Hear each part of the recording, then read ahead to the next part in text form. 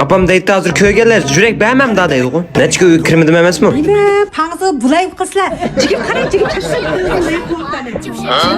Şunu da ezi işkimiz ayda maşına mandıkta dekkalağa yardım işimizdir. Ha vallahi mana Veysel'ine bisep akıdırımız adırımız kilip bisip kit atıdı ha. Akşam keçeçe Nurgada Veyşen qetib tarang kecha chuqlab bildimini. Kelinglar, bir dengni yo'llab qo'yma. Mashina patlabdi, Qobishanqa. Buldaydan o'tirg'ay basmaydi. Mana bu diqqatlarimiz Veysel'ni u yoqdan bu yoqqa ilib, tayyor qilib sizlar bashaga eksilgandek qilibchi, tayyorlayotdi mana.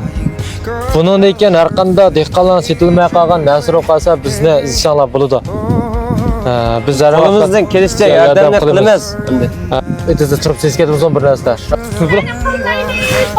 Derslerimizni pul qilib biringlar. Biz dehqonlar mushunga tayinib, bolalarimizni oliy maktablarda o'qitamiz. Qo'sig'imizni mush besaylar bilan boqamiz, mushuni setib. Mana to'rdoshlarim ko'rib turibsizlar, bu besaylarimiz biz dehqonlarninki o'stigan shundoq ishonchlik mahsulot. Qo'llangan asosda ma besaylarimizni ilib berishinglarni umid qilaman. Ishki hukumimizga rahmat.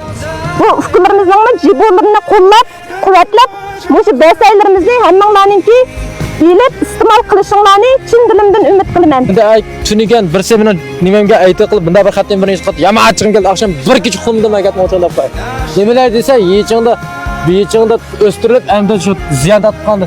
O haq, o do'kondar o'stirganlar, bu etizlikli gap, ayrim gap, dehqonlarning qo'lidagi gap, ayrim gap. Magatda bunda qimma, xatogatni qimma deb qo'yma, akşam bir kecha xumdim. Buruq vaqtimga qolsa, senlar izlab berib ayrim bir gapni deyishdim men. Buratdim. Ya, umumaydim, chiroyli bir choy ya qahvaxona chaqirib, "Makrasan, nimani qilsasan?